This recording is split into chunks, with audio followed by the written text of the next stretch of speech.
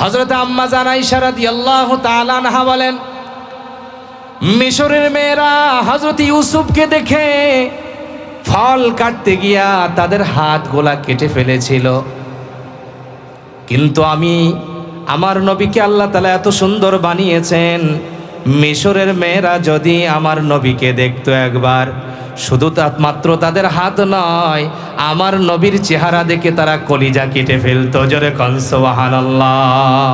এত সুন্দর চেহারা। আল্লাহর হাবিবের মধ্যে আল্লাহ তাআলা সুন্দর চেহারার অধিকারী বানিয়েছেন। পছন্দ করার একটা গুণ নবীর মধ্যে ছিল, কোনো অঙ্গহানি, হাত নাই, চোখ নাই, চোখ কানা, এক হাত কাটা, এক আঙ্গুল কাটা, এই ধরনের কোনো মানুষকে আল্লাহ তাআলা নবী বানান নাই। জোরে কন্যা সুবহানাল্লাহ।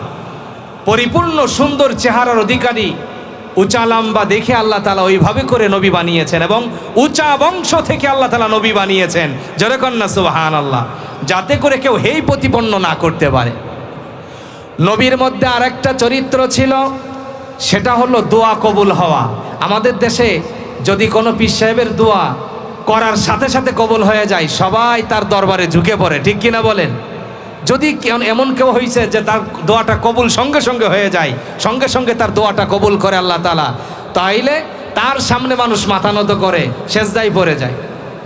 হযরত আবু হুরায়রা বলেন, ও দুনিয়ার মানুষ, যদি সঙ্গে সঙ্গে দোয়া কবুল হয়, আল্লাহর সাথে যার সম্পর্ক এত গভীর সম্পর্ক, আমার নবীর মতো সম্পর্ক দুনিয়ার কারো ছিল না। জোরে কোন সুবহানাল্লাহ। নবীর মতো আল্লাহর সাথে এমন সম্পর্ক দুনিয়া কারো ছিল না। হযরত আবু হুরায়রা রাদিয়াল্লাহু তাআলা আনহু, উনি একদিন আল্লাহর হাবিবের কাছে এসে বলছে, ইয়া রাসূলুল্লাহ, আমার মা আমাকে গালি দিয়েছে। কেন? প্রতিদিন আপনার দরবারে আসি, আমার মা তো এখনো মুশরিক, উনি ইসলাম গ্রহণ করেন নাই, তো আপনার দরবারে যে আমি আসি, আপনার দরবারে থাকি, মা তো প্রতিদিন আমাকে গালাগালি করে, বকাঝকা করে, কেন মুহাম্মাদের দরবারে আমি যাই? ইয়া রাসূলুল্লাহ, এখন কি করার? আল্লাহর হাবিব বলে, তোমার মা যদিও সে মুশরিক, যদিও সে অমুসলিম, তোমার মা তো আমি মুহাম্মাদের কিছু করার নাই। জোরে কর না সুবহানাল্লাহ। দেখেন কি অবস্থা। তোমার মা একজন মুশরিক ঠিক আছে, কিন্তু আমি মুহাম্মদ সাল্লাল্লাহু আলাইহি সাল্লামের বিচার করার কোনো অধিকার নাই। তোমার মা তোমাকে গালি দিয়েছে, আমার কিছু করার নাই। হযরত আবু হুরায়রা বলেন, ইয়া রাসূলুল্লাহ, আমার মায়ের বিচার করতে আপনাকে বলি নাই। ইয়া রাসূলুল্লাহ, আপনার কাছে যেটা আছে সেটা হলো আপনি একটু দোয়া করবেন, আমার মায়ের জন্য আপনি একটু আল্লাহর দরবারে দোয়া করে দেন। আল্লাহর হাবিব সঙ্গে সঙ্গে হাত উঠায়া হযরত আবু হুরায়রার মায়ের জন্য দোয়া করে দিলেন, আল্লাহুম্মা হাদি উম্মা আবি হুরায়রা, আয় আল্লাহ, আবু হুরায়রার মাকে তুমি হেদায়েত দিয়ে দাও। জোরে কোন সুবহানাল্লাহ। ইয়া রাসূল, আপনি দোয়া করে দেন।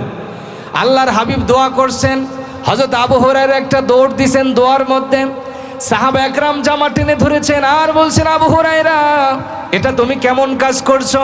তোমার মায়ের জন্য হেদায়েতের দোয়া হচ্ছে, রাসূল দোয়া করছে, তুমি দিলা দৌড়, এটা কেমন অভদ্রতা, বেয়াদবি।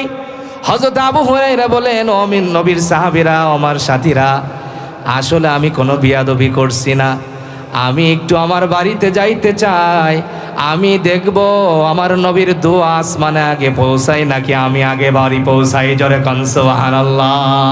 হযরত আবু হুরায়রা বাড়ি চলে গেছে। বাড়ি যাওয়ার পরে দরজা যখন নক করেছে, ভিতর থেকে তার মা বলছে, কে আসলি রে বাবা, তুই কি আবু হুরায়রা?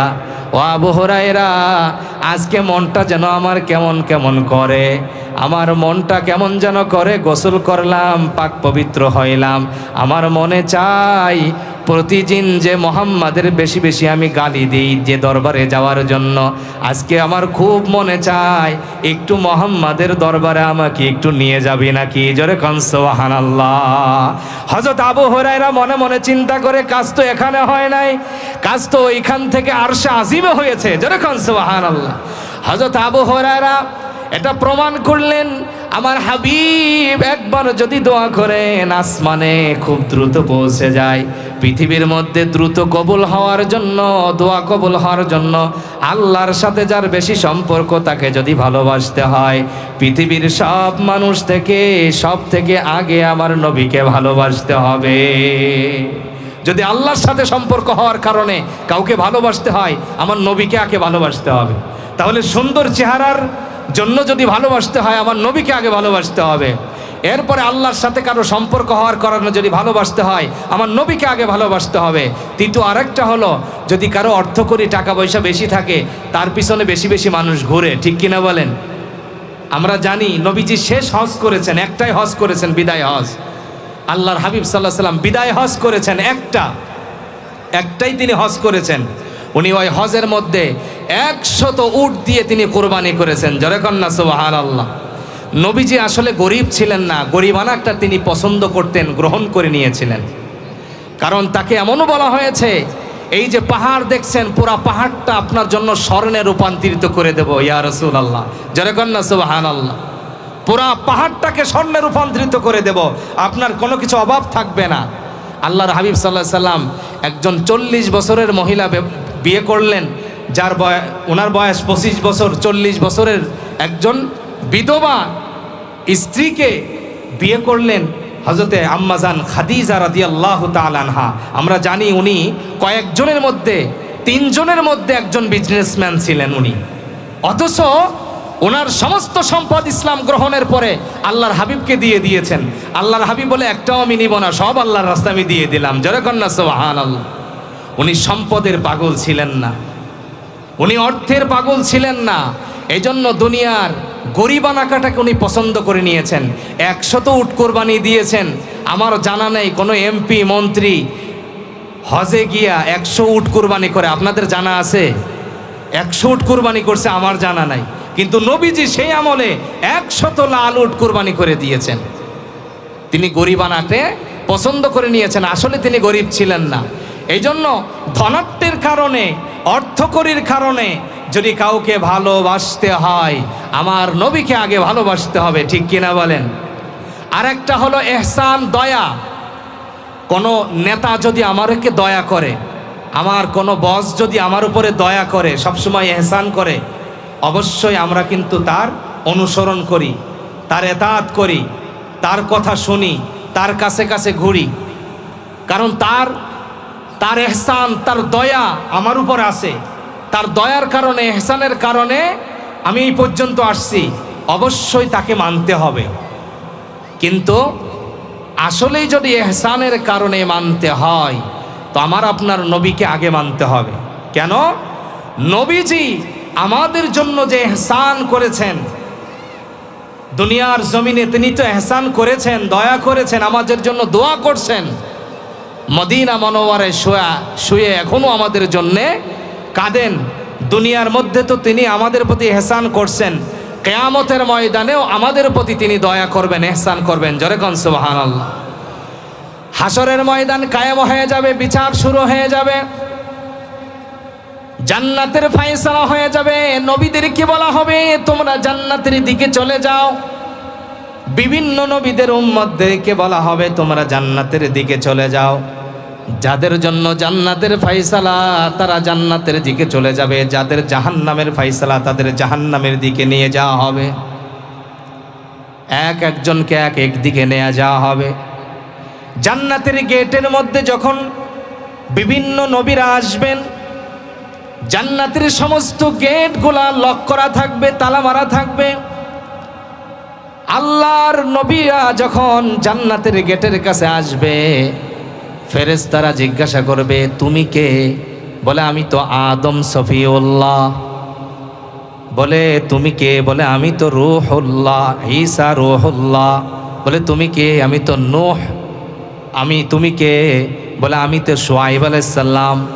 তুমি কে? বলে, আমি তো মূসা আলাইহিস সালাম। তুমি কে? ইব্রাহিম আলাইহিস সালাম। আল্লাহর ফেরেশতারা এক একজনকে জিজ্ঞাসা করবেন। জিজ্ঞাসা করতে করতে বলবেন, সবাই তো তোমরা আসছো, কিন্তু তোমাদের মধ্যে একজন নাই, তিনি হলেন মুহাম্মাদুর রাসূলুল্লাহ সাল্লাল্লাহু আলাইহি সাল্লাম। এই যে জান্নাতের গেটের তালা মারা, গেটের মধ্যে লক করা, এই গেটের চাবি হলো মুহাম্মদ সাল্লাল্লাহু আলাইহি সাল্লামের কাছে। জোরে কন্যা সুবহানাল্লাহ। মুহাম্মদ সাল্লাল্লাহু আলাইহি সাল্লামের গেটের চাবি। তো তোমরা সবাই আসছো, তাকে তো নিয়ে আসো নাই। সমস্ত নবীরা বলবেন, আমরা আমাদের উম্মতদের কথা আমরা চিন্তা করি নাই, আমরা আমাদের কথা চিন্তা করে আল্লাহর কাছ থেকে জান্নাতের ফয়সালা নিয়ে জান্নাতে চলে আসছি, জান্নাতের গেটে চলে আসছি। আমরা তো আমাদের উম্মতদের চিন্তা আমরা করি নাই, কারণ কিয়ামতের ময়দানে আল্লাহ তাআলা নবীদেরকেও জিজ্ঞাসা করবেন, তুমি কি কাজ করেছো, তুমি এটা করেছো, তুমি ওটা করেছো। প্রত্যেকটা জিজ্ঞাসাবাদ করা হবে।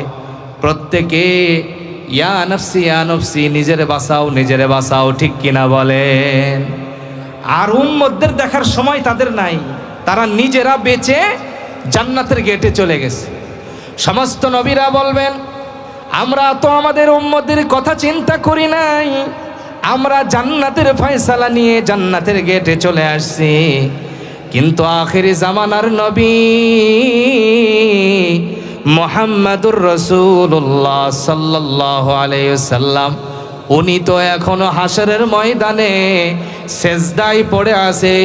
তার একটা বাকি থাকতে, উম্মত বাকি থাকতে সে জান্নাতে আসবে না। জোরে কোন সুবহানাল্লাহ। তার উম্মত একটা বাকি থাকা অবস্থায় সে জান্নাতের গেটে আসবে না। জোরে কোন না সুবহানাল্লাহ। দেখেন, কিয়ামতের ময়দানেও উম্মতের প্রতি যার দরদ, যার ইহসান সব থেকে বেশি থাকবে, দয়া বেশি থাকবে, তিনি হলেন মুহাম্মাদুর রাসূলুল্লাহ সাল্লাল্লাহু আলাইহি ওয়াসাল্লাম।